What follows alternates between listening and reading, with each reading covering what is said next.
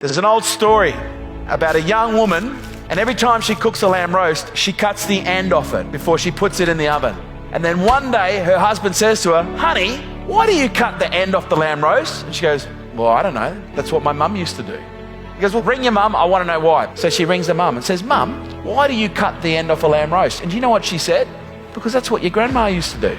She goes, "Let's do a group call and we'll ring her right now." And they ring Grandma. She goes, "Hello, Grandma, why did you used to cut the end off a lamb roast?" And she goes, "Well, honey, when I used to cook a lamb roast when you were young, our ovens weren't very big, so that was the only way we could fit them in the oven." 2 generations later, they're still cutting the leg off the lamb roast. Why? Because that's what they saw. Almost every behavior that is demonstrated in the world right now, it came from somewhere. And at some point, somebody, please stand up and take responsibility. Because we can point to somebody else. That's the fucking easy part. Anyone can blame. But at what point do we stand in front of the mirror and point at ourselves and go, "You know what? Maybe I'm actually part of the problem."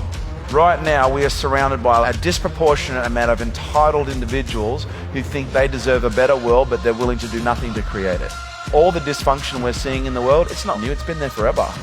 It's now visible because of social media. It's now visible because we're seeing dysfunctional behaviors being documented more than ever before. Police brutality in America, and that's been happening forever. Okay, the only difference now is people are videoing it. Domestic violence, it's been happening for a very long time. Women being mistreated by misogynist, entitled, egotistical, arrogant pricks, it's been happening for a long time. Only difference now, women are speaking up. All this that is going on in the world right now, this ain't new. This is old news. And one or two things is going to happen. We're going to see this and we're going to go, "Well, isn't that just the way that it is?" Or we're going to go, "Enough's enough." At what point do we break the cycle? At what point do you stop cutting the end off the lamb roast? Jocko Willink says, "There are no bad teams, only bad leaders. There are no bad families, there are only bad leaders." That's sobering. But my question to you is, would you follow you?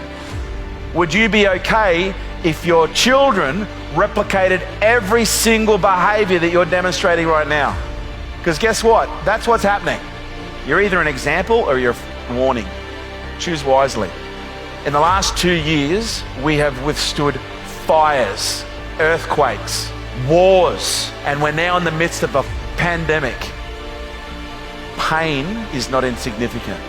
Pain, based on history, has been the greatest awakener that this world has ever seen.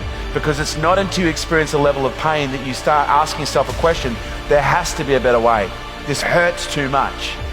There has never been more potential waiting to be unleashed than there is in this moment right now. The 2 greatest moments in your life is the day you were born and the day you work out why. And I would suggest most of you are tiptoeing through life right now trying to get to death safely, rather than opening the door every day and jumping out of the plane and facing death head on. Because here's what I know, at some point you're going to die, every single one of you. But there's one thing that lives forever, and do you know what that is? It's legacy. And my question to you is, what do you want your legacy to be? What do you want to be remembered for? Because right now, you are writing in the history books your legacy. So you're either going to wait to nearly die, or you could just live now. The choice is yours.